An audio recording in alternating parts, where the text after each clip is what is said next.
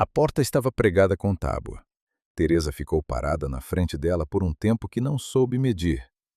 O sol batia de lado, 4 horas da tarde, e a sombra da cruz de madeira no telhado caía torta no chão de terra batida. Ela olhou a cruz, olhou a tábua pregada na porta, olhou de novo a cruz. Tinha caminhado 11 quilômetros desde a estrada. Os pés estavam em carne viva dentro da sandália. Ela sabia disso porque sentia, mas não estava pensando nisso. Estava pensando na barriga. 8 meses e 3 semanas. O menino baixo desde a semana passada. Uma pressão constante que subia e descia conforme ela andava. A parteira de cedro tinha dito: mais 2 semanas, no máximo 3. A parteira de cedro estava a 62 quilômetros daqui. Ela bateu na tábua com o nó dos dedos. Ninguém respondeu. Bateu de novo, mais forte. A madeira ressoou oca, como se do outro lado não houvesse nada além de ar parado. Tem alguém? A voz saiu rouca. Ela não tinha bebido água desde o meio-dia. O vento passou. Moveu a barra de um mandacaru lá atrás, fez um som seco. Mais nada. Teresa deu a volta na construção. Era pequena, menores do que ela esperava de uma igreja, mesmo uma igrejinha de interior. Adobe velho, as paredes caiadas de branco há muito tempo, agora mais cinza do que branco, com manchas escuras onde a chuva tinha escorrido. 2 janelas estreitas com grade de ferro enferrujado. Uma delas estava aberta 1 dedo. Ela chegou perto. Olhou dentro. Escuro, cheiro de barro velho e algo mais. Fumaça de lenha, recente. Ela ficou parada, deixou os olhos acostumarem. Tinha um catre contra a parede, uma mesa pequena com uma vela apagada, um caixote virado com uma xícara em cima. No chão, um par de sandálias surradas viradas de lado. Não era uma igreja, era uma casa. Ela ficou parada com a mão na grade enferrujada por um momento. Depois, foi sentar no degrau de pedra na frente da porta. As pernas não aguentavam mais ficar de pé. Tinha saído de Juazeiro do Norte há 11 dias. Não de propósito. Ninguém sai de Juazeiro a pé com 8 meses de barriga de propósito. Mas o dinheiro tinha acabado no 5º dia. O ônibus não tinha dado espera. E ela tinha descoberto que sabia andar mais do que pensava. 20 e poucos quilômetros nos bons dias, 10 nos ruins. Parava nas fazendas, pedia água, às vezes conseguia um prato de comida em troca de ajuda com alguma coisa. Descascar feijão, varrer terreiro, segurar o cabo de uma enxada por 1 hora antes do menino apertar demais e ela ter que sentar. O destino era Solonópole. A mãe de Teresa morava lá, numa casa pequena perto da feira. Elas não se falavam há 2 anos, desde que Teresa tinha ido embora com Gilmar, que prometeu emprego em Juazeiro e entregou uma cama de pensão e um filho que não quis. Gilmar tinha sumido em março. O filho tinha ficado. Ela não tinha ligado avisando que ia. Não tinha celular com crédito, mas sabia que a mãe ia abrir a porta. E isso ela sabia, da mesma forma que sabia que ia ter que ouvir tudo que a mãe tinha para falar antes de poder dormir numa cama de verdade. Faltavam ainda 43 quilômetros. Ela tinha parado ali porque tinha visto a cruz no telhado lá da estrada e pensado: uma igreja. Uma igreja teria água. Uma igreja teria alguém. Teresa encostou as costas na porta pregada e fechou os olhos. O sol estava descendo. Em 1 hora ia escurecer. Ela tinha aprendido nesses 11 dias que era melhor não andar depois que escurecia. Não pela escuridão em si, mas porque o cansaço ficava maior quando ela não via para onde ia, e o menino ficava agitado, e ela ficava agitada junto. Ela colocou a mão na barriga. Mais um pouco, disse baixinho. A gente chegou num lugar com teto. O homem apareceu pelo lado da construção. Ele carregava um feixe de lenha embaixo do braço e parou quando viu ela no degrau. Ficou parado. Teresa abriu os olhos, porque ouviu o passo diferente na terra seca. Um passo que parou de repente. Ele tinha uns 40 anos, talvez um pouco mais. Alto, ombros largos, mas com uma magreza de dentro que a largura escondia mal. Barba por fazer há dias. Camisa de algodão azul desbotada, calça de trabalho com joelhos sujos de terra. Os olhos eram escuros e ficaram nela por um tempo sem piscar. Teresa não se levantou. As pernas não iam cooperar. "Boa tarde", ela disse. Ele não respondeu imediatamente. Olhou para ela, olhou para a barriga, olhou para a mochila surrada no chão ao lado dela. "Você está sentada na minha porta", disse ele. A voz era baixa, não era hostil, era só uma constatação. "Eu sei, desculpa. Eu vi a cruz e achei que era uma igreja." "Já foi. Eu precisava de água." Ele ficou olhando por mais um momento. Depois foi até a lateral da construção, depositou o feixe de lenha num canto com cuidado, voltou. Passou por ela sem dizer nada, tirou a tábua da porta com um movimento que mostrava que fazia isso todo dia. A tábua não estava pregada, estava só encaixada. Entrou. Teresa ficou sentada no degrau. Meio minuto depois ele voltou com uma cuia de água, estendeu para ela. Ela bebeu tudo. A água tinha gosto de barro e de fresco, de açude profundo. Ela devolveu a cuia. "Obrigada." Ele pegou a cuia. Ficou parado na porta olhando para ela. "De onde você vem?" "Juazeiro." "A pé?" "Desde 11 dias." Ele olhou para a barriga de novo. Não disse nada por um momento. "E vai para onde?" "Solonópole. Minha mãe mora lá." "Solonópole fica a 43 quilômetros." "Eu sei." Ele entrou de volta. Teresa ouviu o barulho de uma chaleira sendo colocada num fogão, o estalo de fósforo, o fogo pegando. Depois silêncio, só o vento e o mandacaru lá atrás. Ela ficou sentada no degrau porque não sabia o que mais fazer. O nome dele ela ficou sabendo mais tarde, naquela noite, de um jeito torto. Ele tinha deixado ela entrar porque estava escurecendo.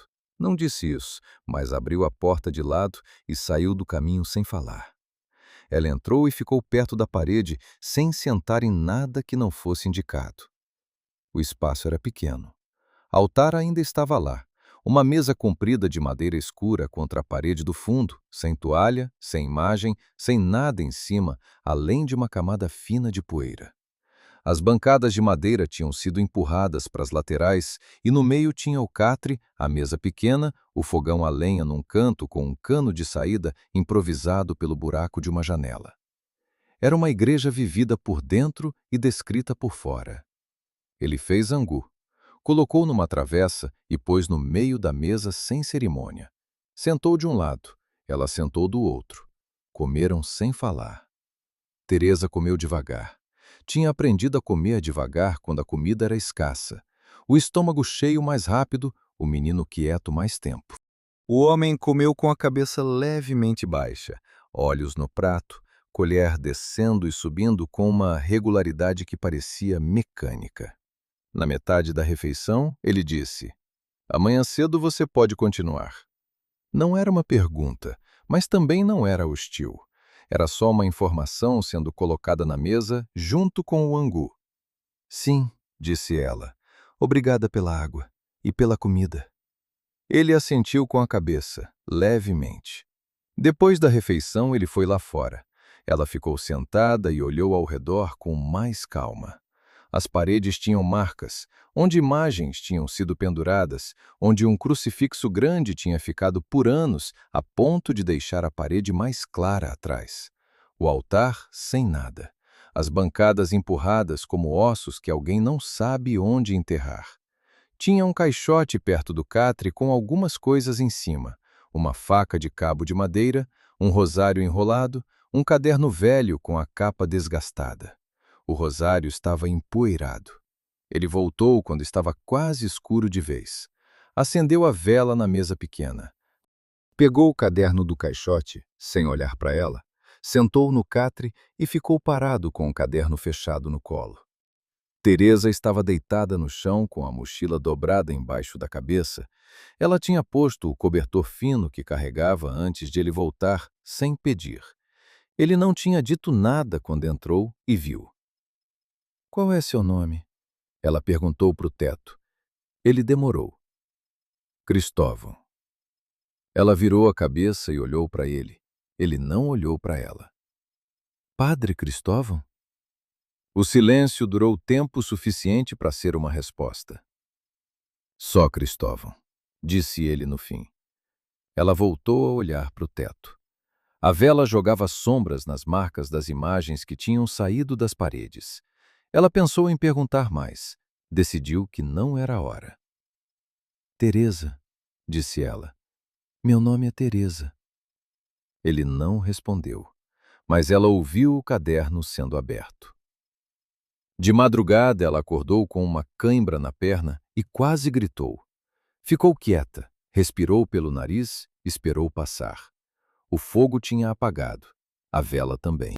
A lua entrava pela janela de grade enferrujada e fazia um quadrado de luz no chão de terra batida. Ela ouviu a respiração dele, regular, do outro lado do quarto. O menino chutou 2 vezes, forte, e ela colocou a mão na barriga. "Eu sei", disse ela, mais para si mesma do que para ele. "A gente tá bem." Ficou olhando o quadrado de lua no chão até conseguir dormir de novo. De manhã cedo ele estava fora antes dela acordar. Teresa levantou devagar. O corpo sempre demorava mais nos primeiros minutos e foi até a janela aberta. Ele estava no terreiro, agachado, consertando alguma coisa numa cerca velha com arame. Trabalhava com eficiência, sem pressa e sem demora, as mãos sabendo o que faziam. Ela foi lá fora. Ele ouviu os passos e não se virou. "Tem água para lavar o rosto?" ela perguntou. Ele apontou com a cabeça sem olhar. Tinha um balde com água perto da parede lateral. Ela lavou o rosto, as mãos, os braços até o cotovelo. A água estava fria e boa. Quando se endireitou e olhou para o terreiro, viu que ele tinha uma muda de roupa pendurada numa corda, uma camisa escura, calça, que não eram as que ele usava. Eram velhas, mas estavam limpas. Ele veio até ela com uma cuia de mingau de milho. Colocou na beirada do balde sem dizer nada e voltou para a cerca. Ela comeu em pé, olhando para a caatinga.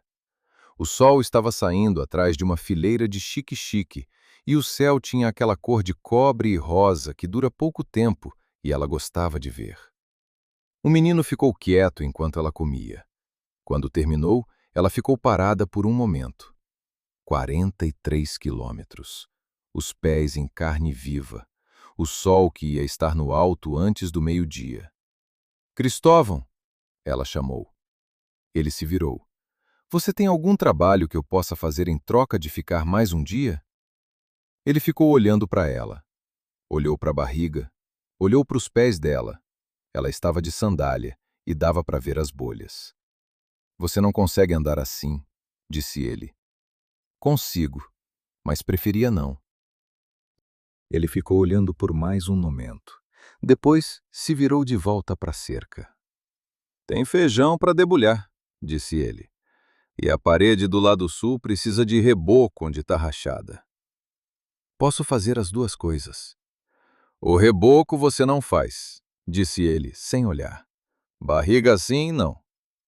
"O feijão, então." "O feijão, então", ele repetiu, como se estivesse confirmando um contrato. Teresa voltou para dentro pegar a mochila. Quando passou pela porta da antiga igreja, passou pela sombra da cruz no chão e não pensou nada sobre isso. Ou pensou, mas não soube nomear. Lá dentro, perto do altar vazio, havia uma coisa que ela não tinha visto na noite anterior. Num canto, embrulhada em pano escuro, estava o que parecia ser uma estola. O comprimento certo, a dobra certa, o pano gasto nas bordas do jeito que fica quando é usado por anos. Ela não tocou, mas ficou olhando por um segundo antes de pegar a mochila e sair. Cristóvão passou a manhã no telhado. Teresa ficou sentada no terreiro com uma bacia de feijão no colo, debulhando, e de vez em quando Ouvia o barulho dos pés dele no adobe. Passos pesados, mas cuidadosos. O som de uma telha sendo reposicionada. O rangido de uma viga testada com o peso do corpo. Ela não perguntou o que ele estava fazendo. Parecia óbvio. Consertando o que precisava ser consertado. Um dia de cada vez, sem que ninguém pedisse. O feijão era carioca, um pouco velho, com algumas vagens que tinham secado demais e precisavam de mais força para abrir. Ela debulhava com as duas mãos, jogava o feijão numa vasilha de barro e as cascas num monte separado. O sol foi subindo. A sombra do umbuzeiro na lateral do terreiro foi encolhendo.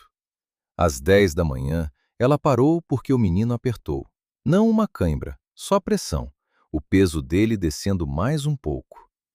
Ela ficou quieta por um momento, respirou, esperou. Passou. Tá bem? A voz veio do telhado. Ela olhou para cima. Ele estava agachado na beirada, olhando para ela. Tô. Ela voltou para o feijão. Ele mexeu. Silêncio lá de cima. Depois o som dos passos voltando para o centro do telhado. Ela terminou o feijão pouco antes do meio-dia. Levou a vasilha para dentro, colocou no caixote que servia de despensa. Quando saiu, ele estava descendo do telhado pela lateral, usando uma pedra saliente na parede como degrau. Terminei, ela disse. Ele desceu, olhou a vasilha. Bom? Não disse mais nada. Foi buscar água no balde, bebeu, passou a mão molhada no rosto. Tem mais alguma coisa? Ela perguntou. Ele ficou olhando para o horizonte por um momento. A caatinga estava parada no calor do meio-dia, Mandacaru e Jurema sem se mover, o céu branco de tão claro. Não por hoje. Ela assentiu. Foi sentar na sombra do umbuzeiro. Tirou as sandálias e olhou os pés. As bolhas de ontem tinham estourado e a pele estava crua em 2 lugares. Ela tinha um pano limpo na mochila, pouco antisséptico num vidro quase vazio. Começou a cuidar devagar. Ele ficou perto, não olhando diretamente, mas ela sabia que ele via. Tem um posto de saúde em Itatira, disse ele. 12 quilômetros daqui. Eu sei onde fica Itatira. Tem parteira lá também, Dona Aparecida. Teresa não respondeu imediatamente. Continuou cuidando do pé. Eu sei que tem, disse ela depois. Fui lá 3 dias atrás. Ela me disse que o menino estava bem posicionado e que eu tinha tempo. 3 dias atrás, você estava 3 dias mais perto do fim. Ela olhou para ele. Ele tinha os braços cruzados, olhava para a caatinga. Você está me dizendo para ir? Ela perguntou. Tô dizendo que Itatira fica a 12 quilômetros. E Solonópole fica a 43. Ele não respondeu. Eu sei as distâncias, ela disse, sem raiva, só com cansaço. Sei o que estou fazendo. Ele descruzou os braços. Ficou parado por um momento. Depois foi para dentro sem dizer nada. À tarde, quando o calor estava no pico, ele dormiu. Ela soube porque a respiração ficou regular e funda do outro lado da parede. Ele tinha ido para o interior enquanto ela ficava no terreiro. Teresa ficou sentada na sombra e ficou olhando a construção. A cruz no telhado estava torta para a esquerda.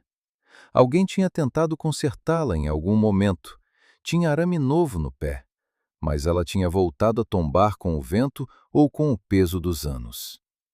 O caiação velho deixava ver o adobe embaixo em vários lugares, a cor de barro e palha que era a cor verdadeira da construção antes de qualquer tinta.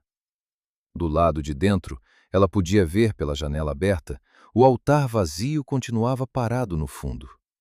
A madeira escura, pesada, que não tinha ido embora junto com tudo mais. Algumas coisas são difíceis de retirar de um lugar quando ficaram tempo demais. Ela pensou em Gilmar por um momento, não com saudade nem com raiva, só como quem toca numa cicatriz para confirmar que não dói mais tanto. Ele tinha uma voz bonita para prometer. Isso ela ainda pensava. A voz era bonita. O menino chutou e ela voltou para o presente. Eu sei, ela disse. Ele não importa. No fim da tarde, Cristóvão acendeu o fogão e fez arroz com feijão. O feijão que ela tinha debulhado, cozido rápido com alho e uma folha de louro que ele tirou de um pote pequeno de vidro. O cheiro do alho no azeite quente encheu a construção toda, saiu pela janela e foi para o terreiro onde ela estava. Ela veio para dentro quando ele chamou. Um som breve, quase sem palavras, só um aceno com a cabeça na direção da mesa. Ela sentou. Ele colocou os 2 pratos. Comeram. No meio da refeição, sem levantar os olhos do prato, ele disse: "Por que você foi até Juazeiro?" Ela continuou comendo por um momento. "Fui com um homem." E voltou sem ele. Voltando sem ele, sim. Silêncio. Ele comeu. Ela comeu. "A sua mãe sabe que você vem?" "Não." Ele não perguntou mais nada, mas ficou com a colher parada por um segundo antes de continuar. Ela olhou para ele enquanto ele estava com os olhos no prato. O rosto dele tinha linhas que não eram só de sol, eram de alguma coisa que ficou dentro por muito tempo e foi saindo devagarinho pelas beiradas. Ela conhecia esse tipo de linha. Tinha visto no rosto da mãe também, nos anos depois do pai ir embora. "Você conserta esse telhado faz quanto tempo?" ela perguntou. Ele olhou para cima, como se a pergunta fosse sobre o teto acima deles, não sobre o telhado. "2 anos." "Aqui sozinho?" "Aqui sozinho." Ela assentiu, voltou para o prato. Depois da refeição, ele foi lá fora de novo. Ela lavou as 2 xícaras, os 2 pratos, colocou para escorrer na beirada da mesa. Quando ele voltou, as coisas estavam lavadas e ela estava deitada no cobertor no chão. Ele olhou as coisas lavadas, não disse nada. Acendeu a vela, foi para o catre. "Cristóvão," ela disse para o teto. "Que foi?" "Você ainda reza?" O silêncio demorou mais do que qualquer resposta anterior. "Não," disse ele no fim. "Eu rezo," ela disse. "Todo dia." "Não precisa incomodar você, posso rezar baixinho." "Pode rezar como quiser," disse ele. A voz estava fechada, não hostil, só fechada. "Não me incomoda." Ela virou de lado, colocou a mão na barriga. "Obrigada," disse ela. Não especificou pelo quê. Ele apagou a vela antes que ela terminasse de pensar no que rezar. Ela acordou com um cheiro de café e com a mão dele no ombro. Não sacudindo, só parado lá, pesado, o tempo de ela abrir os olhos. Quando abriu, ele já tinha tirado a mão e estava de costas para ela, mexendo na chaleira no fogão. A luz que entrava pela janela era de cedo ainda, cinza e fria. "Tem contração?" ele perguntou sem se virar. "Não." Ela ficou sentada devagar. "Por que você pergunta?" "Você dormiu torta. Ficou se mexendo a noite toda." Ela não sabia que ele tinha notado. Ficou parada por um momento, processando isso. "Tô bem," disse ela. O menino só ficou agitado. Ele não respondeu. Colocou uma xícara na mesa e foi lá fora. Teresa ficou olhando a xícara por um segundo antes de se levantar. O 4º dia tinha chegado sem que ela tivesse planejado. No primeiro dia, ela ia embora no dia seguinte. No segundo dia, os pés não deixaram. No terceiro, ela não tinha mais certeza de quando. Agora era o 4º, e Solonópole continuava a 43 quilômetros, e o menino continuava abaixo, e ela continuava aqui, debulhando feijão, varrendo o chão, lavando as xícaras depois do jantar como se fosse algo que sempre tinha feito. Ela não tinha decidido ficar, tinha só parado de decidir ir. Havia uma diferença. Ela sabia qual era, mas não estava pronta para nomear. Teresa bebeu o café em pé na porta. Um buzeiro no terreiro estava parado, sem vento ainda, a manhã quieta demais, o tipo de silêncio que precede alguma coisa. Ela não sabia o quê. Talvez chuva, talvez nada. Ele estava na lateral da construção com uma enxada, cavando alguma coisa perto da parede. Ela foi até lá. "O que você está fazendo?" "Valeta." Ele cavou mais uma pasada antes de explicar. "Quando chove forte, a água emenda e vai pro adobe. Precisa de dreno." "Vai chover?" "Não sei, mas se vier, tá preparado." Ela ficou olhando ele trabalhar por um momento. As mãos no cabo da enxada, o ombro esquerdo mais alto que o direito pelo hábito de anos de trabalho desse tipo. A terra saía vermelha e úmida uns 30 centímetros abaixo da superfície seca. "Posso fazer alguma coisa?" ela perguntou. Ele parou. Olhou para ela, olhou para a barriga. "Tem um saco de cimento velho no paiol. Precisa ser transportado para cá antes de amolecer de vez. Mas é pesado." "Quanto?" "Uns 20 quilos. O saco tá rasgado." "Eu carrego aos poucos. Me dá uma lata." Ele ficou olhando por um momento. Depois apontou com a cabeça para o paiol, uma construção pequena de adobe atrás da igrejinha, porta de madeira bruta. Ela foi buscar a lata. O paiol cheirava a terra velha e a coisa esquecida. Era escuro lá dentro, o sol entrando só pela fresta da porta. Ela esperou os olhos acostumarem.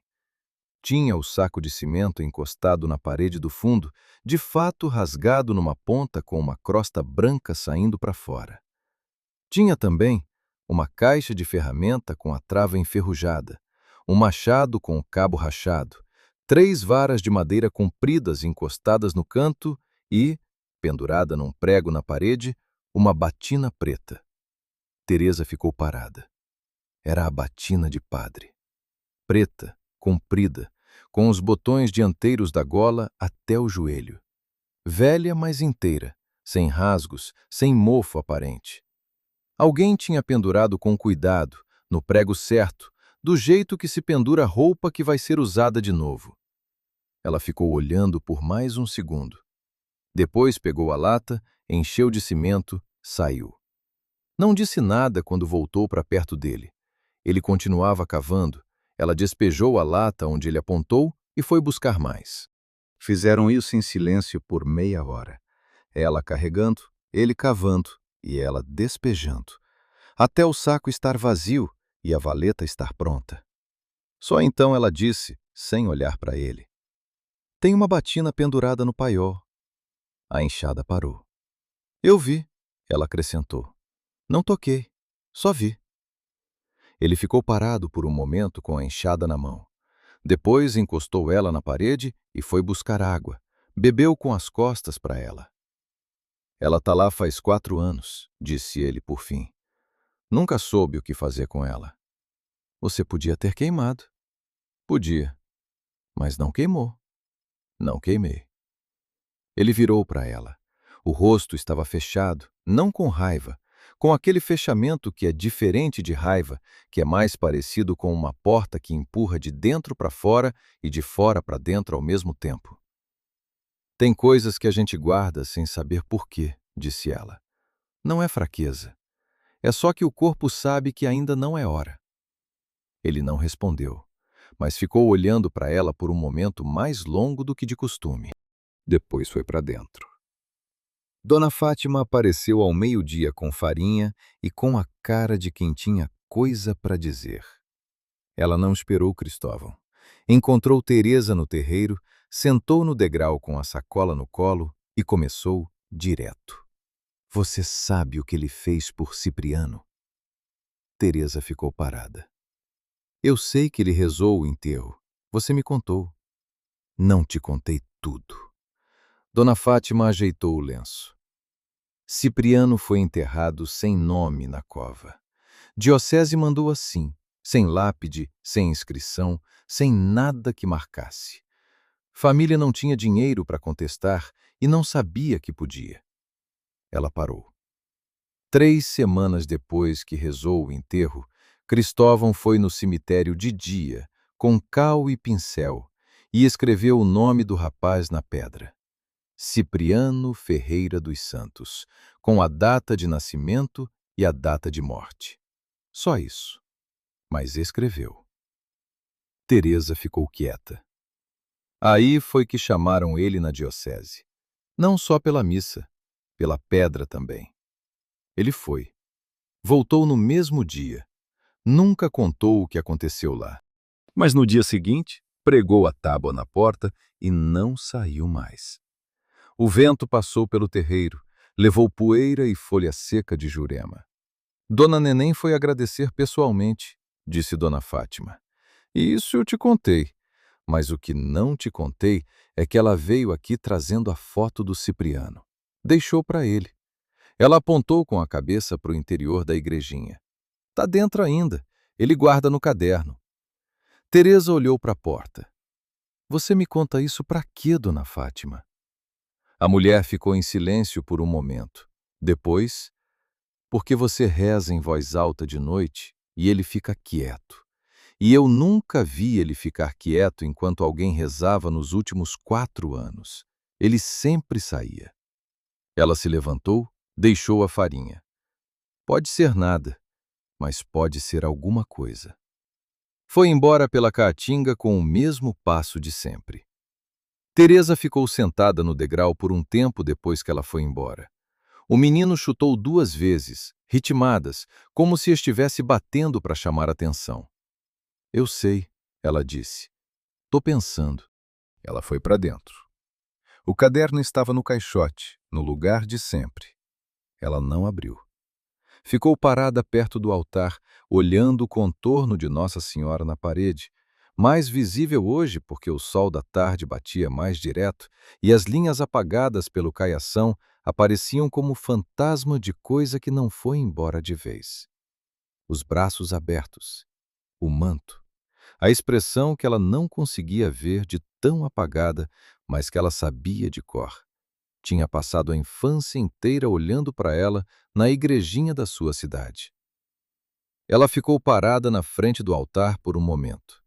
Depois, foi buscar a vassoura e varreu o chão ao redor do altar, devagar, com cuidado, tirando a poeira das beiradas da madeira sem tocar nela com as mãos.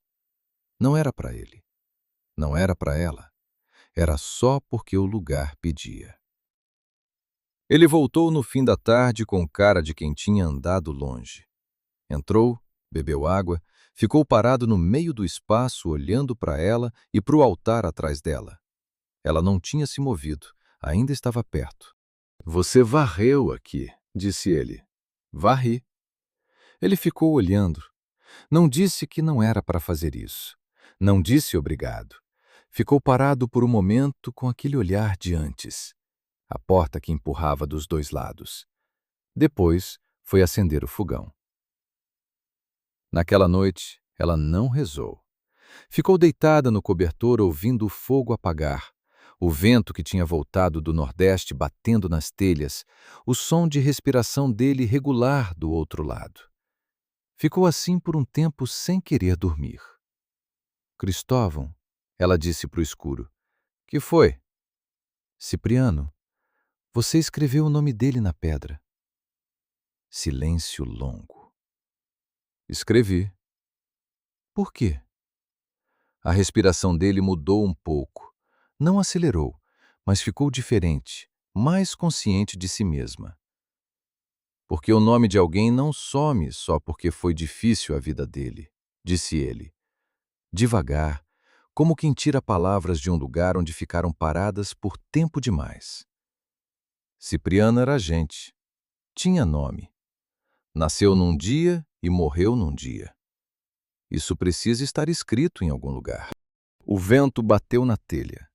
Uma delas estava mais solta, fazia um barulho diferente das outras. E Deus? Ela perguntou. O que tem Deus? Você ainda acredita? O silêncio durou mais que todos os silêncios anteriores. Não sei, disse ele. Às vezes acho que sim. Às vezes fico aqui olhando para o Mandacaru às 6 da manhã e acho que tem alguma coisa. Às vezes fico olhando para o Mandacaru às 6 da manhã e não tem nada. Os 2 dias parecem iguais por fora. Teresa ficou quieta. Isso é honesto, disse ela. É o que é. Ela virou de lado, colocou a mão na barriga. O menino estava quieto, mas ela sentiu ele, o peso dele, o calor dele, a presença concreta e indiscutível dele dentro dela. "O nome dele vai ser Samuel", disse ela. Não tinha planejado dizer isso agora. Saiu. Silêncio. "Por que Samuel?" perguntou ele. A voz estava diferente, não mais fechada, só quieta. Porque Samuel foi o menino que ouviu quando ninguém mais ouvia. Ela ficou olhando o escuro. "E porque é um nome que fica bem escrito numa pedra, se precisar." Do catre, nenhum som por um longo tempo. Depois, muito baixo, como quem fala mais para si mesmo do que para outra pessoa. "Fica." O vento bateu de novo na telha solta. Ela ficou ouvindo por um tempo, contando os intervalos, até o sono vir. De madrugada, a chuva chegou. Não como ameaça, chegou direto, pesada, sem aviso prévio, além daquele cheiro de terra molhada que dura exatamente 2 segundos antes de tudo começar. Teresa acordou com um barulho no telhado e ficou parada ouvindo. Era um som cheio, denso, do tipo de chuva que não dura pouco. Ela ouviu ele se mover no catre, depois os passos. Ele foi até a janela, abriu um dedo, ficou olhando. "A valeta vai segurar", disse ela, sem abrir os olhos. Um silêncio. "Vai", disse ele. Ela ouviu ele voltar para o catre. A chuva continuou, regular e funda, batendo nas telhas com uma constância que era quase musical. Dentro do adobe estava seco, quente, com o cheiro de terra úmida entrando pela fresta da janela. O menino se mexeu uma vez, se acomodou. Ela dormiu com o barulho da chuva cobrindo tudo. De manhã, o chão do terreiro estava escuro de molhado e o umbuzeiro tinha lavado de poeira. Ele estava fora cedo verificando a valeta. Ela funcionou. A água tinha desviado limpo da parede sul.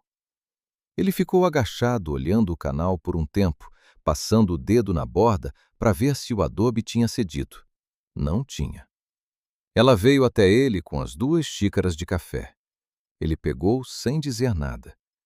Ficaram os dois agachados perto da valeta, bebendo café, olhando a água que ainda escorria devagar pela terra vermelha. "Funcionou", disse ela. Funcionou. Ela olhou para ele de lado.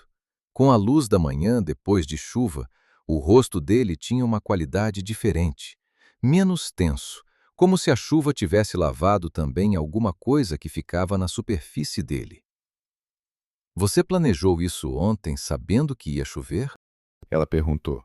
"Não sabia, mas se não chovesse hoje, ia chover em algum momento. Então você se preparou para uma chuva que podia demorar, para uma chuva que ia vir de qualquer jeito." Ela assentiu. Bebeu o resto do café. "É um jeito de viver", disse ela. Ele não respondeu, mas virou um pouco a cabeça na direção dela. Não o suficiente para ser um gesto completo, mas o suficiente para ela notar. Ela ficou olhando a água escorrer pela valeta, vermelha e limpa, encontrando o caminho que ele tinha aberto para ela na véspera. Naquela tarde ela achou a foto. Não foi procurando. O caderno tinha caído do caixote quando ela moveu a vasilha de feijão e caiu aberto, e a foto estava dentro. Não escondida, só guardada, dobrada ao meio entre 2 páginas de escrita densa. Ela ficou parada. Depois pegou a foto com cuidado. Era um rapaz jovem. Podia ter 16, podia ter 18 na foto. Difícil dizer. Magro, com um sorriso que parecia custoso, o tipo de sorriso de quem não sorridente com facilidade, mas quando sorria era de verdade. Estava de pé na frente de uma cerca, caatinga atrás, a luz batendo de lado. No verso, com letra diferente da dele, letra de mulher mais velha, a caneta pressionando forte, Cipriano Ferreira dos Santos, 14 de março de 1989, a 7 de novembro de 2011. Que Deus te receba como Cristóvão te despediu. Teresa ficou olhando o verso por um longo momento. Dobrou a foto de volta exatamente como estava, Colocou no caderno, na mesma página. Colocou o caderno de volta no caixote. Quando ele voltou para dentro mais tarde, ela estava sentada na mesa como sempre e não disse nada. Mas quando ele foi acender a vela aquela noite e a luz pegou, ela o olhou por um segundo a mais do que de costume. E ele, sem saber o porquê, ou talvez sabendo, não desviou o olhar de imediato. A vela queimou até eles dois dormirem. No quinto dia, ela foi até o cemitério. Não tinha planejado. Estava andando pelo lado da construção quando viu o caminho, estreito, com pedra de cada lado, sumindo na caatinga. Ela seguiu sem saber bem por quê, devagar, testando os pés no chão ainda úmido da chuva da véspera. O cemitério era pequeno, 12, talvez 15 covas, cercadas por um muro baixo de pedra solta. Cada cova com alguma marcação, umas com cruz de madeira, umas com pedra lavrada, umas com as duas coisas. Flores de plástico em algumas, desbotadas pelo sol. Ela entrou pelo portãozinho de ferro que rangia. Encontrou Cipriano facilmente. Era a única pedra com letra nova, cal branca sobre pedra escura, a diferença visível à distância. Ela foi até lá e ficou parada. Cipriano Ferreira dos Santos, 14 de março de 1989 a 7 de novembro de 2011. Só isso. Letra regular, sem adorno, feita por alguém que queria que ficasse legível por muito tempo. Ela ficou olhando por um momento. Depois, baixou a mão e tocou as letras. A cal estava seca e um pouco áspera sob os dedos, cada letra entalhada fundo o suficiente para resistir à chuva. Alguém veio te despedir direito, disse ela baixinho. O vento passou pelo cemitério, moveu as flores de plástico numa cova perto. Ela ficou mais um tempo. Depois foi embora pelo mesmo caminho, devagar, com a mão na barriga. Ele a viu chegando pela lateral. Estava no terreiro com o machado de cabo rachado. Tinha amarrado o cabo com arame como solução temporária e estava testando o peso. Quando ela saiu da caatinga pelo caminho estreito, ele parou. Você foi no cemitério, disse ele. Não era pergunta. Fui. Sozinha? O caminho é curto. Ele ficou olhando para ela com aquele olhar que ela já sabia reconhecer. Não raiva, não medo, mas uma atenção que ele tentava disfarçar de neutralidade e não conseguia de todo. Você viu a cova dele? Disse ele. Vi. Ela parou perto dele. Você fez um bom trabalho com a letra. Vai durar. O machado desceu um pouco na mão dele. Ele ficou olhando para o chão por um momento. Precisava durar, disse ele. Eu sei. Ela foi para o interior. Ele ficou no terreiro mais um tempo. Ela soube pelo silêncio, pela ausência do barulho do machado, do movimento dos passos. Ele ficou parado no lugar por um tempo que ela não mediu. Quando entrou, ela estava varrendo perto do altar de novo, e ele não disse nada sobre isso. Naquela noite, ela rezou de novo. Começou baixinho, o terço, os mistérios como sempre. Mas lá no terceiro mistério, a coroação, ela parou. Ficou em silêncio por um momento. Depois, em vez de continuar o terço, ela rezou outra coisa. Mais simples. Sem fórmula, sem estrutura, as palavras saindo direto. Nossa Senhora, ore por esse homem aqui. Ele fez uma coisa boa quando era difícil fazer. Ele está pagando por isso faz tempo. Ela fez uma pausa. Eu não sei se ele ainda acredita em você, mas eu acredito. E eu tô pedindo. O quarto estava quieto. Depois ela terminou o terço em silêncio, só os lábios se movendo. Do catre, nenhum som durante toda a reza. Mas quando ela disse o amém final, baixinho, como sempre, ela ouviu, muito baixo, quase inaudível, quase possível de ter sido só o vento ou a madeira da construção se acomodando no frio da noite. Amém. Ela não se virou. Ficou de costas para ele, de lado, com a mão na barriga. O menino ficou completamente quieto, como se também tivesse ouvido e estivesse esperando. Ela ficou acordada por 1 hora depois disso, olhando o escuro. De madrugada, a contração voltou. Desta vez não foi uma, foram 3, com intervalo de 20 minutos entre a primeira e a segunda, 15 entre a segunda e a terceira. Ela ficou parada no cobertor contando, as 2 mãos na barriga, a respiração controlada e metódica. Na 4ª contração, ela disse, no escuro: Cristóvão. Ele acordou imediatamente, o tipo de acordar de quem não estava dormindo tão fundo quanto parecia. Contração. 4ª. Intervalo de 15 minutos. Silêncio de 2 segundos. Depois, ele estava de pé. Itatira, disse ele. Itatira. Ela concordou. Ele acendeu a vela. A luz pegou no rosto dos dois. Ela no cobertor, ele de pé com a camisa ainda do dia anterior, os olhos acordados e o rosto com aquela concentração de quem tem uma tarefa clara na frente. Você consegue andar? Ele perguntou. Consigo. As contrações não estão seguidas ainda. 12 quilômetros.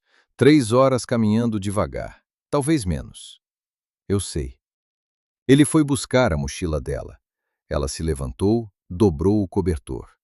Ele trouxe água numa cantil, colocou na mochila. Pegou um pano limpo que ela não sabia que ele tinha e colocou também. Ela olhou para ele fazendo isso, cada coisa colocada com cuidado, sem pressa e sem demora, como a valeta, como o nome na pedra. Obrigada, disse ela. Ele pegou a mochila e esperou. Saíram na madrugada, com a vela apagada atrás deles e o céu ainda cheio de estrelas sobre a caatinga molhada. Ela parou 3 vezes no caminho. Não porque não conseguia andar, conseguia. Parava porque a contração chegava e ela precisava de um lugar para colocar o peso do corpo enquanto esperava passar. Primeira vez se apoiou no tronco de uma jurema. Segunda vez, ficou de joelhos na terra. Terceira vez, ele chegou perto sem que ela pedisse e ela pôs a mão no braço dele e ficou assim até passar. Ele não disse nada nas 3 vezes. Ficou parado, firme, deixou ela usar o peso dele. O céu foi abrindo devagar. Quando chegaram em Itatira, a luz estava rosa e baixa, o primeiro cachorro da rua latindo para eles de trás de uma cerca de arame. Qual é a casa de Dona Aparecida? Ela perguntou. A de Portão Verde. Dona Aparecida era uma mulher de 60 anos com mãos de quem já tinha segurado muita coisa. Abriu a porta sem surpresa. O tipo de mulher que abriu porta de madrugada tantas vezes que parou de se surpreender com batidas fora de hora. Olhou para Teresa. Olhou para a barriga. Olhou para o Cristóvão atrás. Entre, disse ela. O quarto de partos era pequeno e limpo, com uma cama de ferro no centro e uma mesa com panos dobrados e uma bacia. Dona Aparecida examinou Teresa com as mãos e com aquela atenção concentrada de quem lê o corpo como texto. Você tem tempo, disse ela, mas não muito. Umas 4 horas, talvez 5. Ela olhou para o Cristóvão na porta. Tem parente aqui? Não, disse Teresa. Dona Aparecida olhou de um para o outro por 1 segundo. Você fica na sala, disse ela para ele. Não era pergunta. Ele foi. As 4 horas viraram 6. Teresa soube que estava demorando mais do que Dona Aparecida tinha dito, porque ela viu a expressão da mulher mudar, não de pânico, de concentração reduzida. O tipo de concentração de quem está resolvendo um problema que ficou mais complicado do que o previsto. O menino estava virado. Não de lado, não era o pior, mas com o pescoço levemente inclinado, o que tornava cada empurro mais difícil e mais longo. Dona Aparecida trabalhou com as mãos, com a voz baixa e direta, com instruções que Teresa seguiu, porque não havia outra escolha senão seguir. Em algum momento, ela chamou pelo nome de Deus. Não como prece, como quem grita um nome no escuro, porque é o único som que o corpo encontra. Da sala, nenhum barulho. Samuel nasceu às 11 da manhã, com um sol alto e uma voz que encheu o quarto antes que Dona Aparecida terminasse de limpá-lo. Teresa ficou parada ouvindo aquele choro. Não o choro em si, mas o volume, a insistência, a absoluta certeza daquele som de que estava vivo e queria que todos soubessem. "É menino", disse Dona Aparecida desnecessariamente. "Eu sei", disse Teresa. Ela o pegou no colo. Ele parou de chorar quase imediatamente. O tipo de parar repentino que parece reconhecimento, que parece ele disse o que precisava dizer e agora podia descansar. Ela ficou olhando para ele por um tempo que não soube medir. "Samuel", disse ela baixinho. Ele abriu os olhos. Eram escuros e sem foco ainda, mas abriram na direção da voz. Cristóvão entrou quando Dona Aparecida foi buscar mais água. Ficou na porta por um momento. Ela estava deitada com Samuel no peito, os dois cobertas com o lençol limpo que a parteira tinha posto. O quarto cheirava a suor e a erva cidreira que Dona Aparecida tinha queimado na brasa para ajudar na respiração. Ele olhou para ela. Olhou para o menino. "Tá bem?" perguntou. "Tô." Ela olhou para baixo para Samuel. "Ele também." Ele ficou parado na porta. Ela notou que ele não estava com a postura de antes. Os ombros estavam diferentes, como se tivesse passado as últimas 6 horas carregando alguma coisa e ainda não tinha largado. "Demorou mais do que ela disse ele. "Demorou." Ele estava virado. Um silêncio. "Eu ouvi você chamar", disse ele. Ela não perguntou o quê. Sabia o que ele tinha ouvido. "E você ficou quieto", disse ela. "Fiquei." "Tô bem", ela disse de novo. "A gente tá bem." Ele assentiu. Ficou olhando para o menino por mais um momento. Olhar direto, sem desviar, como se estivesse registrando alguma coisa. "Samuel", disse ele. A palavra ficou no ar por um segundo. Ela olhou para ele. "Fica bem escrito numa pedra", disse ela. Ele fez alguma coisa com o rosto que não chegou a ser sorriso, mas foi na mesma direção. Depois se virou e foi de volta para a sala. Dona Aparecida disse que ela precisava ficar em repouso pelo menos 2 dias. "Você não tem condição de andar agora", disse ela, prática, sem julgamento. 2 dias, talvez 3. O menino precisa de mama de hora em hora. Você precisa de comida e de sono." "Eu posso ficar aqui?" "Pode, tem o quarto vago." Ela olhou para a porta da sala onde Cristóvão estava. "E ele?" Dona Aparecida ficou quieta por um segundo.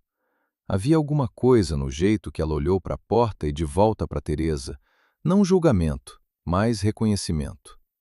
A expressão de quem viu muita coisa e aprendeu a ler o que não é dito. "Ele pode dormir na varanda", disse ela, "se quiser ficar." Ele ficou. Não disse que ia ficar. Ficou. Era diferente. Quando Teresa acordou no fim da tarde com Samuel querendo mamar, ela ouviu do quarto o barulho de lenha sendo cortada no quintal. O barulho parou, recomeçou, parou de novo com o ritmo de alguém que estava fazendo isso com atenção. Ela deu de mamar no escuro do quarto, com a janela aberta e o barulho do machado lá fora, e ficou pensando em como era estranha a quietude daquele momento. Não era a quietude de antes, de solidão, de quilômetros à frente. Era diferente. Era a quietude de coisa que ainda não tinha nome, mas que pesava menos do que o resto. Samuel mamou e dormiu. Ela ficou olhando para o teto um pouco mais antes de fazer o mesmo. De manhã, Dona Aparecida disse que Cristóvão tinha consertado o portão. "Ele viu que estava torto e foi lá", disse ela, cortando pão na cozinha. "Não pediu, não avisou. Quando percebi, já tinha terminado." Teresa ficou olhando a xícara de café. "Ele é assim", disse ela. Dona Aparecida pôs o pão na mesa. "Faz tempo que não via ele aqui em Itatira", disse ela. "Desde que fechou a igrejinha. As pessoas tentaram ir lá visitar no começo e ele não abria a porta." "Para mim, ele abriu." Eu vi. Silêncio. Você vai continuar para Solonópole? Perguntou Dona Aparecida. Vou. Minha mãe está lá. E ele? Teresa não respondeu imediatamente. Ficou olhando Samuel, que dormia no colo dela, o rosto pequeno e completo, os punhos fechados dos dois lados da cabeça. Ele tem o lugar dele, disse ela. Dona Aparecida assentiu, sem pressionar mais. Foi buscar mais café. No segundo dia, ele entrou no quarto com uma cuia de caldo. Ela estava sentada na cama com Samuel no colo. Ele entrou sem bater, viu que ela estava acordada, colocou a cuia na mesinha de lado sem dizer nada. Ia sair. Cristóvão, ela chamou. Ele parou. Senta um pouco. Ele ficou parado na porta por um segundo. Depois, foi até a cadeira de palha no canto e sentou. Com os cotovelos nos joelhos, as mãos juntas, olhando para o chão. Ela olhou para ele, olhando para o chão. Você rezou por ele lá fora? Ela perguntou, enquanto eu estava parindo. Um silêncio longo. Tentei, disse ele. As palavras não saíram direito. Mas você tentou. Tentei. Ela olhou para Samuel. Isso conta, disse ela. Ele não respondeu, mas levantou os olhos do chão e olhou para o menino por um momento. O mesmo olhar de antes, direto, registrando. Samuel estava dormindo, o rosto virado de lado, completamente alheio à conversa. Ele é saudável, disse Cristóvão. Não era pergunta, era a confirmação de algo que ele precisava dizer em voz alta. É, disse ela. Veio gritando. Alguma coisa passou pelo rosto dele. Passou rápido, mas ela viu. Ele ficou mais alguns minutos em silêncio. Depois se levantou, foi até a porta. O caldo vai esfriar, disse ele. Eu sei. Obrigada. Ele saiu. Ela pegou a cuia. O caldo estava quente e tinha gosto de erva cidreira e de galinha velha, do tipo que demora para cozinhar, mas quando fica pronto, fica fundo. Ela bebeu devagar, com Samuel no colo, ouvindo lá fora o barulho dos passos dele no quintal de Dona Aparecida. No terceiro dia, ela perguntou se podia ver a batina. Não planejou. Saiu quando ele estava sentado na varanda com o café da manhã, os dois já num silêncio diferente, o tipo de silêncio que tem peso diferente depois de uma coisa como o nascimento. Samuel dormia dentro no quarto de Dona Aparecida. A batina no paiol, ela disse. Você ia fazer alguma coisa com ela um dia? Ele ficou com a xícara parada. Por que você pergunta? Porque você guardou. E por que você tentou rezar quando eu precisava? Ele pôs a xícara na beira da varanda. Não sei se sou padre ainda, disse ele. A voz estava quieta, sem defesa, só com o peso de 4 anos daquela dúvida. A igreja diz que não. Eu não sei o que eu digo. Eu não estou perguntando sobre a igreja, disse ela. Ele olhou para ela. Você está perguntando outra coisa. Estou perguntando se você ainda é o homem que foi de madrugada escrever o nome de um rapaz numa pedra porque precisava estar escrito. O silêncio durou. Sou, disse ele, baixo, mas sem hesitação. Então você sabe o que é. Ela foi buscar Samuel, que tinha começado a chamar lá dentro. Ele ficou na varanda com a xícara de café esfriando na mão, olhando para o quintal de Dona Aparecida, onde um pé de pinha fazia sombra na terra batida, e ficou assim por um tempo que ela não mediu, mas que era diferente de todos os silêncios anteriores. Menos pesado. Não leve, pesado ainda, mas diferente. Como pedra que alguém finalmente colocou no lugar certo em vez de carregar. Naquela noite, Dona Aparecida perguntou a Teresa se ela queria que ele a batizasse. Não perguntou assim. Perguntou de outra forma, de lado, do jeito que mulher velha pergunta as coisas que sabe que tem peso. O menino vai ser batizado em Solonópole? Na igreja da minha mãe, disse Teresa. Quando chegar.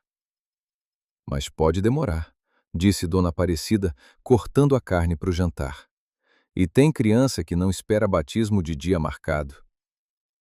Teresa olhou para ela. Você está sugerindo alguma coisa. Dona Aparecida deu de ombros, o tipo de dar de ombros que é, na verdade, uma resposta completa. Teresa ficou quieta por um momento. Ele não é mais padre, disse ela. Você me disse que não sabia o que ele era. Teresa não respondeu imediatamente. Foi buscar Samuel, que mexia no berço improvisado que Dona Aparecida tinha feito com um caixote e pano dobrado. Ela ficou com ele no colo, olhando o rosto pequeno. Samuel Ferreira. O sobrenome do pai que tinha ido embora ela não ia dar. O da mãe, então. O dela. Samuel Ferreira dos Santos ficava longo demais. Samuel. Só Samuel, por enquanto. Ela foi até a varanda. Cristóvão estava sentado no degrau, de costas para a porta, olhando para o céu, que tinha estrelas demais para a cidade e que aqui ficava tão baixo que parecia que dava para tocar. Cristóvão, ela disse. Ele se virou. Ela segurou Samuel um pouco na frente, sem dizer mais nada. Ele olhou para o menino, olhou para ela, entendeu. Ficou quieto por um momento, não hesitação, mas aquele tipo de pausa que antecede uma coisa que a pessoa vai fazer de verdade e não no automático. Ele se levantou. Dona Aparecida apareceu na porta com uma tigela de água sem que ninguém precisasse pedir. O batismo foi na varanda, com a luz do quintal, sem estola, sem ritual completo, com as palavras que ele sabia de cor faz 30 anos e que saíram da boca dele devagar, cuidadas, como quem pronuncia cada sílaba sabendo o peso que ela tem. Samuel, eu te batizo em nome do Pai, do Filho e do Espírito Santo. A água escorreu pela testa do menino. Samuel não chorou. Ficou quieto, os olhos abertos no escuro, como se estivesse ouvindo. Ninguém disse nada depois. Dona Aparecida pegou a tigela e voltou para dentro. Cristóvão ficou olhando as mãos molhadas por um momento, as palmas para cima, a água ainda escorrendo. Teresa ficou parada perto dele. Obrigada, disse ela. Ele fechou as mãos devagar. Foi ele que pediu, disse Cristóvão. Baixo, como piada que não é piada, como verdade dita de lado porque de frente seria grande demais. Ela olhou para Samuel que dormia no colo dela, completamente alheio, completamente inteiro. Foi, disse ela. Ela acordou no quarto dia em Itatira com Samuel no peito e a certeza de que ia embora naquele dia. Não era decisão nova, era a mesma decisão de sempre, só que desta vez o corpo concordava. Os pés estavam curados o suficiente. Samuel estava gordo e quieto e mamando bem. Dona Aparecida tinha dito na véspera, você pode andar amanhã se quiser. Ela queria. 31 quilômetros de Itatira a Solonópole. 2 dias, talvez 1,5 se o dia fosse bom. Ela levantou devagar, colocou Samuel no caixote berço, foi até a janela. Ele estava no terreiro de Dona Aparecida, de costas, com a enxada. Tinha aberto uma canaleta nova do lado do pé de pinha. Ela viu a terra revirada, a linha limpa no chão.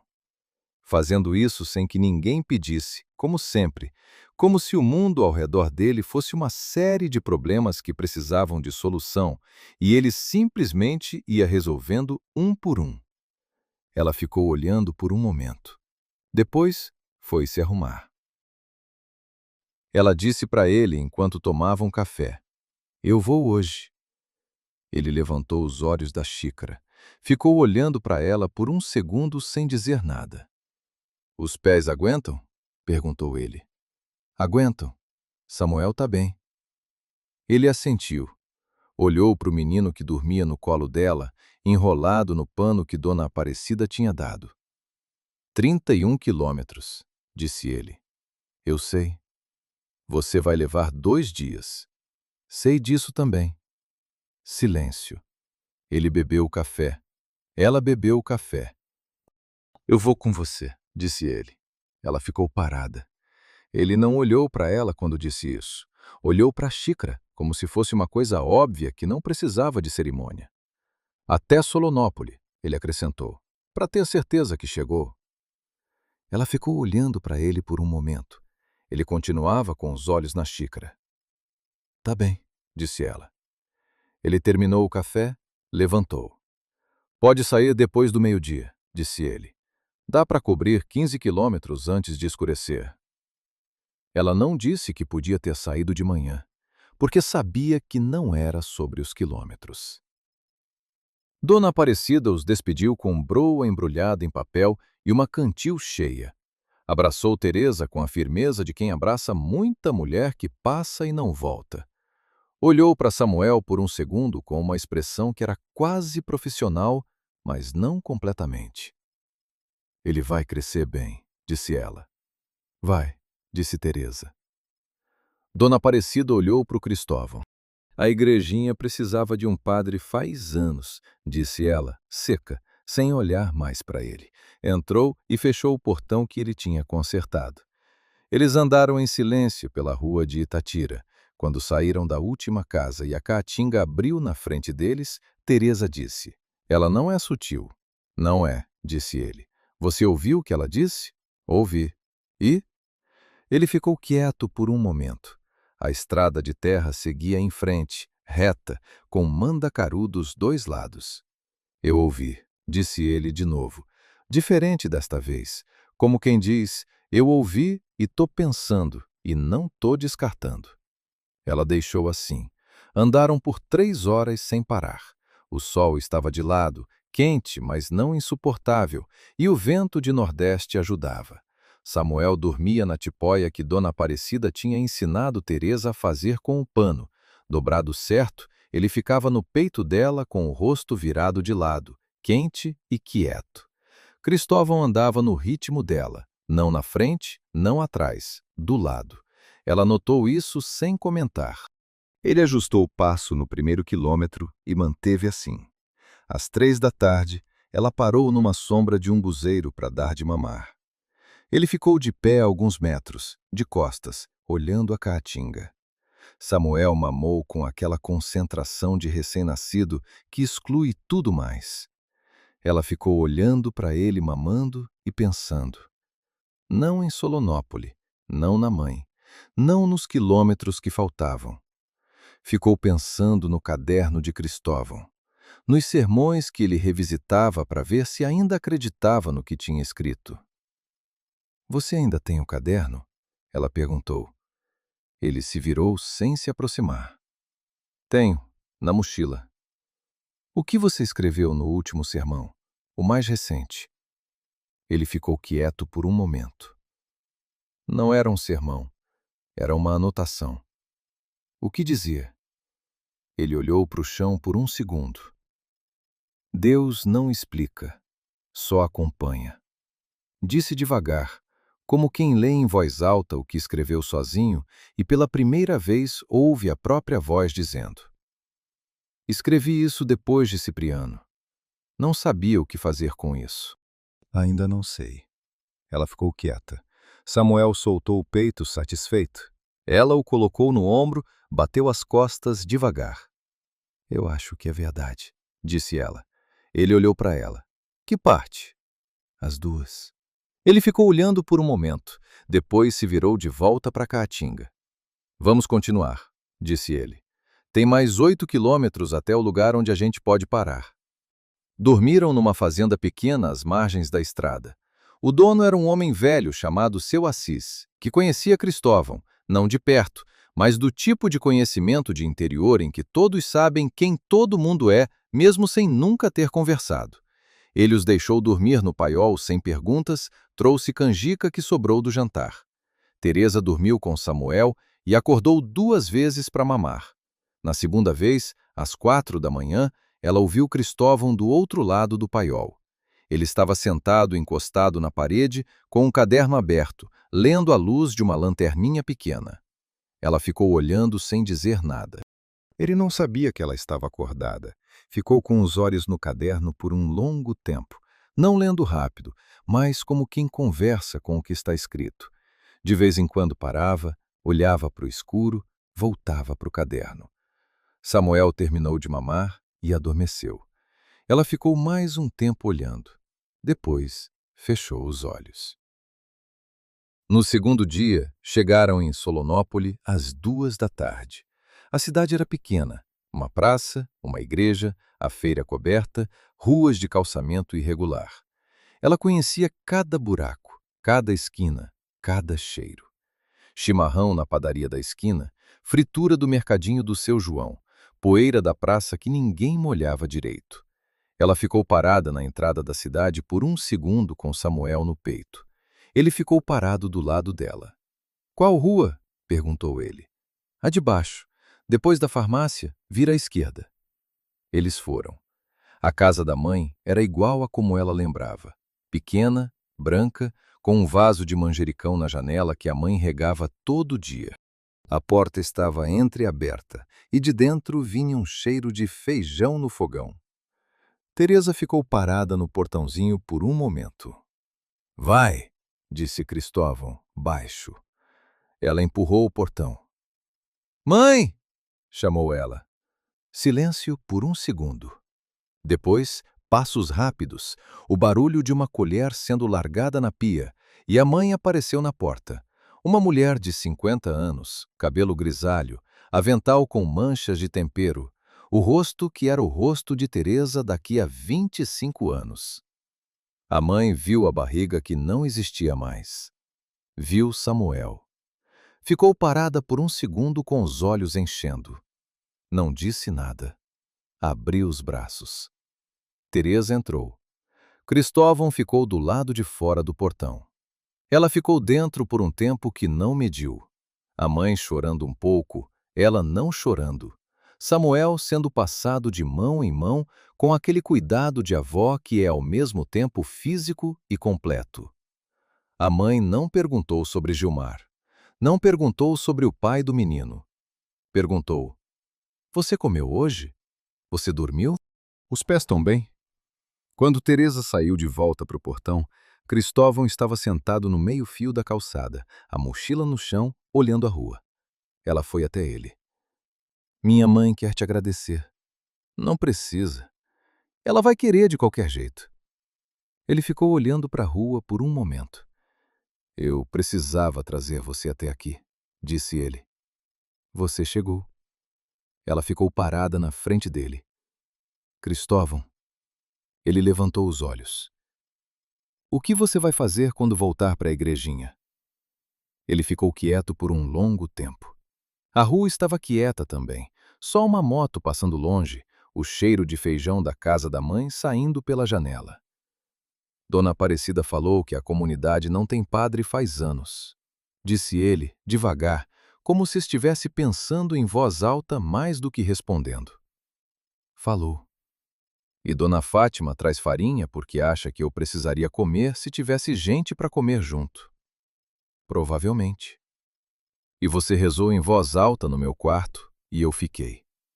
Ela não disse nada. Ele olhou para o chão por um segundo. Não sei se a igreja vai me aceitar de volta, disse ele. Provavelmente não. Uma pausa. Mas a igrejinha não é da igreja, é minha. E tem gente que precisa de padre mesmo quando o padre é um que a diocese não quer mais. Ela ficou olhando para ele. É uma resposta, disse ela. É a única que eu tenho. Samuel começou a chamar lá dentro. Ela olhou para a porta da casa da mãe, olhou de volta para ele. Entre, disse ela.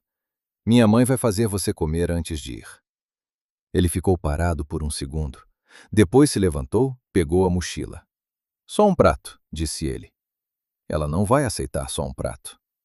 Ele fez de novo aquela coisa com o rosto que não era sorriso, mas foi na mesma direção. Ela abriu o portão. A mãe se chamava Nazaré. Ela recebeu Cristóvão com aquela hospitalidade de mulher do interior que não pergunta quem você é antes de colocar comida na mesa. Pergunta depois, quando já deu o primeiro prato. Ele sentou na cadeira que ela indicou sem dizer mais nada e ficou quieto enquanto ela servia feijão, arroz, carne seca desfiada, farinha. Teresa ficou do lado, dando de mamar em Samuel. Nazaré olhou para ele enquanto servia. "Você é padre?" ela perguntou, direta. "Fui", disse ele. "E agora?" Ele olhou para o prato por um segundo. "Agora sou o homem que trouxe sua filha até aqui." Nazaré ficou olhando para ele por um momento. Depois, assentiu. O tipo de assentir que é a avaliação concluída. E foi buscar mais feijão para a própria xícara. Teresa olhou para ele de lado. Ele estava comendo com a cabeça levemente baixa, mas os ombros estavam diferentes de como estavam na igrejinha. Menos rígidos, como se a casa de outra pessoa fosse mais fácil de carregar do que o próprio espaço. Ela não disse nada sobre isso. Depois do almoço, Nazaré tirou Samuel do colo de Teresa com uma firmeza que não aceitava recusa e foi com ele para a sala, cantarolando uma música que Teresa reconheceu da infância, velha, sem título, daquelas que as mães sabem, mas nunca explicam de onde vieram. Ficaram só na cozinha, ela e ele. Ela ficou com a xícara de café. Ele ficou com a xícara de café. "Você vai voltar como?" ela perguntou. "A pé até a estrada. Depois vejo se tem carona." "É longe?" "Eu sei andar." Ela ficou olhando a xícara. "Cristóvão." "Que foi?" "Quando você for de madrugada rezar de novo para Cipriano," ela disse devagar, "você vai conseguir terminar agora?" O silêncio durou. Ele ficou com os dedos na xícara, olhando para a mesa. "Acho que sim", disse ele, baixo. "Não sei se as palavras vão sair certas, mas acho que vou conseguir chegar no amém." Ela assentiu. "Isso é suficiente", disse ela. Ele ficou olhando para a mesa por mais um momento. Depois bebeu o café e se levantou. Teresa foi com ele até o portão. Nazaré apareceu na janela da sala com Samuel no colo. Os dois olhando para fora, a avó e o neto. O neto com os olhos abertos para a luz da tarde. Cristóvão parou no portão. Olhou para Samuel por um segundo. Depois, olhou para Teresa. "Você chegou", disse ele. Como se precisasse confirmar isso em voz alta antes de ir. "Cheguei", disse ela. Ele pegou a mochila no ombro. Foi. Ela ficou parada no portão até ele dobrar a esquina da rua e sumir na direção da saída da cidade. Nazaré veio até a janela com Samuel. "Quem é ele?" perguntou ela. Teresa ficou olhando a esquina vazia. "É o homem que abriu a porta", disse ela. Nazaré ficou quieta por um momento. Depois, olhou para Samuel.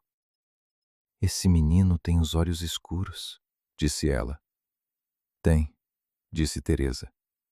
"Do pai?" "Do jeito que olha", disse Teresa. "Do jeito que fica quieto quando ouve alguma coisa importante." Nazaré ficou olhando o neto por um segundo. Depois voltou para dentro sem dizer mais nada. Teresa ficou no portão mais um tempo. O cheiro de feijão da cozinha, o som da cantiga lá dentro, a rua quieta da tarde com poeira de outubro e um cão dormindo na sombra da farmácia. Ela entrou. 3 semanas depois, a tábua voltou a estar na porta. Teresa estava em Solonópole quando ficou sabendo. Dona Fátima tinha mandado recado por seu Assis que passava pela cidade uma vez por semana com o caminhão de feira. A mensagem era curta. Ele voltou, tá bem, consertou o telhado todo. Ela ficou com o recado na mão por um tempo. Nazaré estava na cozinha dando papinha para Samuel. Ele tinha 3 semanas e já estava com cara de quem achava tudo suspeito, mas aceitava a comida. A cantiga de sempre, o cheiro de feijão de sempre. Teresa dobrou o papel e colocou no bolso do avental. Ficou mais 2 semanas. Não porque não tinha o que fazer, tinha. A mãe precisava de ajuda com a feira, Samuel precisava de colo constante e ela precisava de tempo para deixar os pés completarem a cura. Mas ficou também, porque Solonópole era fácil de uma forma que ela não tinha sentido em muito tempo. O cheiro de casa, a cadência do dia, a mãe que acordava cedo e fazia café antes de todo mundo. Ela ficou. Mas a igrejinha ficou na cabeça do mesmo jeito que fica uma palavra que você não consegue parar de pensar depois que ouve. A cruz torta no telhado, o altar de madeira entalhada, o contorno de Nossa Senhora na parede que o caiação não tinha levado de vez. A tábua na porta que não estava pregada, só encaixada, e abriu quando ela precisou. No dia que saiu, Nazaré não perguntou para onde. Fez isso de propósito. Teresa sabia porque conhecia a mãe. Sabia quando ela segurava a pergunta. Nazaré arrumou a mochila, colocou broa e uma lata de sardinha e um pano limpo dobrado e ficou com Samuel no colo enquanto Teresa amarrava a tipóia. "Você sabe o que está fazendo?" perguntou Nazaré por fim. "Não sobre a estrada, sobre o resto." "Não completamente", disse Teresa. Nazaré assentiu. Isso era suficiente para ela. Passou Samuel para Tipoía. Ficou parada na porta, vendo Teresa arrumar o menino no peito. "Ele é bom homem?" perguntou ela. "É o tipo de homem que escreve o nome dos mortos nas pedras", disse Teresa. Nazaré ficou quieta um segundo. "Então vai", disse ela. O caminho de volta demorou menos. Ela conhecia agora cada pedra, cada curva, o umbuzeiro que ficava no meio de uma reta e dava sombra boa às 2 da tarde. Samuel dormia quase o tempo todo, balançando no ritmo dos passos dela, como se o movimento fosse a coisa mais natural do mundo. Que era. Ela parou no mesmo umbuzeiro das 2 da tarde. Deu de mamar, comeu um pedaço de broa, ficou olhando a caatinga. A estação tinha mudado um pouco. Não muito, mas o verde que a chuva tinha trazido ainda estava nas pontas dos mandacaru, e os chique-chique tinham botado flor pequena que ela não tinha visto na ida. Amarela, miúda, teimosa. Samuel mamou e adormeceu. Ela ficou mais um pouco no umbuzeiro, sem pressa. Depois levantou e continuou. Chegou ao fim da tarde. A cruz no telhado estava diferente. Ainda torta para a esquerda, mas com arame novo na base, mais firme do que antes. Ele tinha tentado de novo. A tábua estava na porta. Ela bateu com o nó dos dedos. Desta vez não demorou. Os passos vieram rápido, não correndo, mas sem hesitar. E a tábua saiu do encaixe com aquele movimento que ela já reconhecia e a porta abriu. Ele estava com a camisa de trabalho, a barba de alguns dias, os olhos escuros que ficaram nela sem piscar. Olhou para ela. Olhou para Samuel na tipóia. "Você voltou?" disse ele. "Voltei." Ele ficou parado na porta por um momento. Ela ficou parada do lado de fora por um momento. "Eu precisava ver se a valeta aguentou", disse ela. Ele olhou para a lateral da construção sem querer. A valeta estava lá, limpa, intacta. "Aguentou", disse ele. "Eu vi." Silêncio. O vento passou entre eles, trouxe cheiro de terra e de jurema. Ele saiu do caminho. Ela entrou. O interior estava diferente. Não muito. Ele não era o tipo de homem que mudava muita coisa de uma vez. Mas tinha uma coisa que não estava antes. Na parede acima do altar, o contorno de Nossa Senhora estava diferente. Mais visível. Não pintado de novo.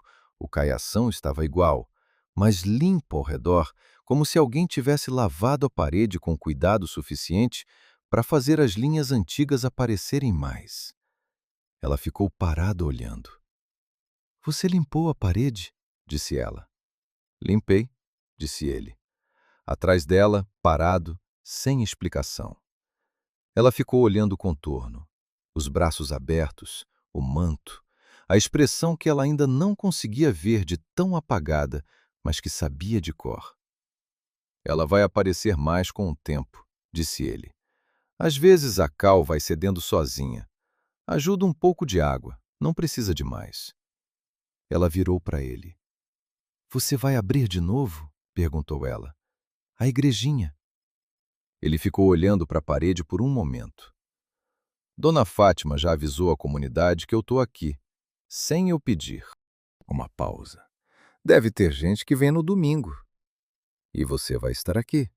Vou estar aqui. Ela assentiu. Samuel mexeu na tipóia, não acordando, só se acomodando. O tipo de movimento que os recém-nascidos fazem quando estão satisfeitos com onde estão. Ela olhou para a criança, olhou de volta para o altar. Tem um lugar para eu ficar? Perguntou ela. Por um tempo, enquanto decido o próximo. Ele ficou quieto por um momento. Tenho paiol, disse ele. Precisa de limpeza, mas tem espaço. Eu faço a limpeza. Eu sei. Ela foi até o cobertor que estava dobrado no canto, o mesmo lugar de sempre, e o pôs no chão perto da parede. O altar no fundo, a vela apagada na mesinha, o caderno no caixote. Ele foi acender o fogão. Ela ouviu o estalo do fósforo, o fogo pegando, o barulho da chaleira sendo colocada. Os mesmos sons de sempre. O cheiro de fumaça de lenha se espalhando pelo espaço pequeno. Samuel abriu os olhos por um segundo, escuros, sem foco, olhando para o teto da antiga igrejinha como se estivesse vendo pela primeira vez uma coisa que ia ver por muito tempo. Depois, fechou de volta. Naquela noite, ela rezou o terço em voz alta. Os mistérios, como sempre, a voz baixa e regular, as palavras que ela sabia de cor antes de saber ler. O espaço recebeu as palavras do mesmo jeito que sempre recebia, sem eco, sem resistência, simplesmente deixando elas existirem. No quinto mistério, ela ouviu ele se mover no catre. Desta vez não foi um movimento de quem muda de posição. Foram passos. Ele se levantou, foi até a mesa pequena, sentou. Ela não parou de rezar. Ele ficou quieto na mesa até ela terminar. Amém, disse ela. Silêncio. Depois, da mesa, baixo e sem cerimônia, como quem retoma uma conversa que ficou pela metade. Amém. A vela queimava entre eles dois, entre o catre e o cobertor, entre o altar sem imagem e a parede com o contorno que ia aparecendo aos poucos. Samuel dormia. A caatinga ficou quieta lá fora, do jeito que a caatinga fica de noite. Completamente, sem meio termo, como se o mundo inteiro tivesse decidido parar ao mesmo tempo. Ela ficou olhando a chama da vela por um momento. Depois, a vela apagou. E o sino da igrejinha, pequeno, de bronze velho, pendurado na viga do teto que ele tinha consertado sem dizer a ela, soou uma vez no escuro. Só uma vez. O som subiu, atravessou o adobe e a telha e a cruz torta no telhado e foi para a caatinga.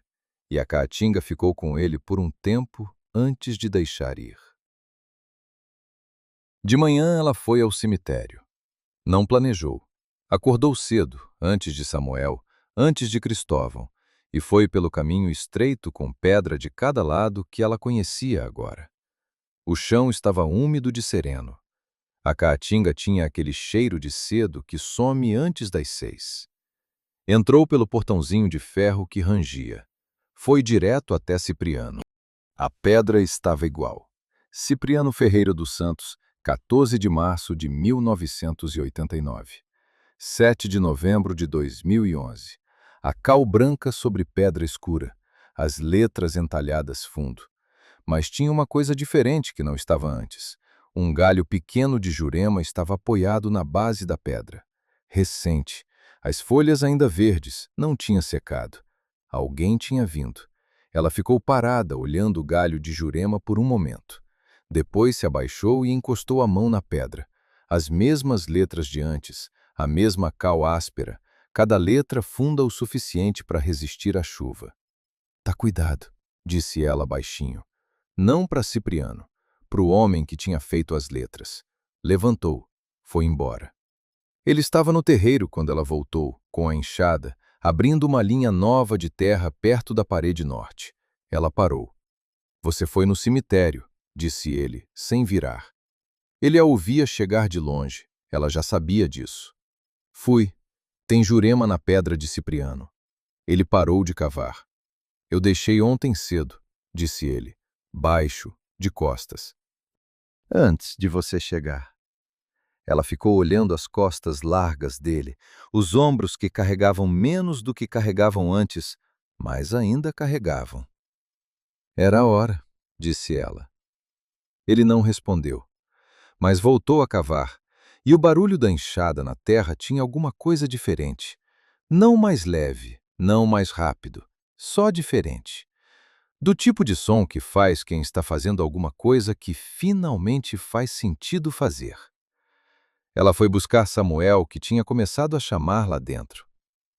O domingo chegou com nuvem baixa e vento de leste. Dona Fátima apareceu às 7 da manhã com 3 mulheres que Teresa não conhecia, 2 delas com crianças no colo.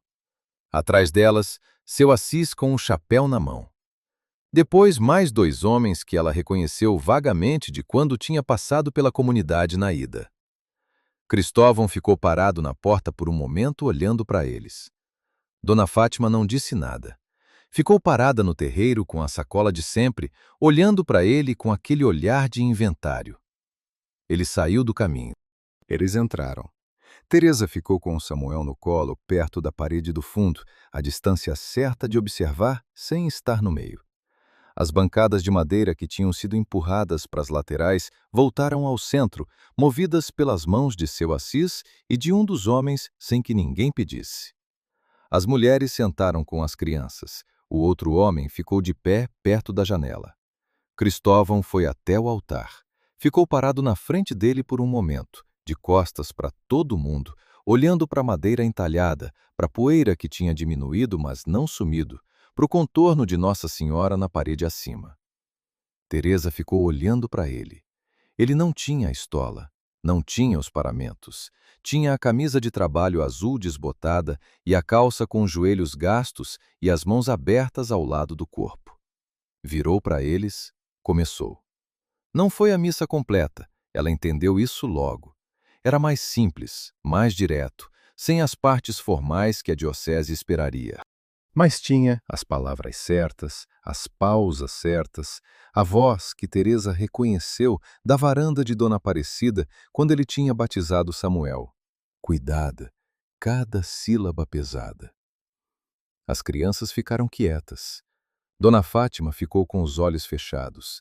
Samuel dormia na tipóia, o rosto contra o peito de Teresa, completamente alheio e completamente presente. Quando terminou, ninguém foi embora imediatamente. Ficaram no terreiro, os adultos conversando baixo, as crianças correndo em volta do umbuzeiro.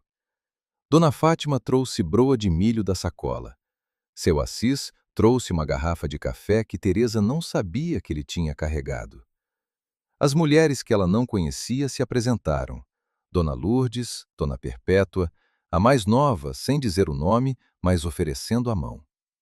Cristóvão ficou na beira do terreiro, um pouco de lado, com a xícara de café que alguém tinha colocado na mão dele. Não falava muito, mas não saía.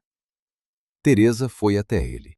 Ficaram os dois na beira do terreiro, olhando o movimento das pessoas no espaço pequeno.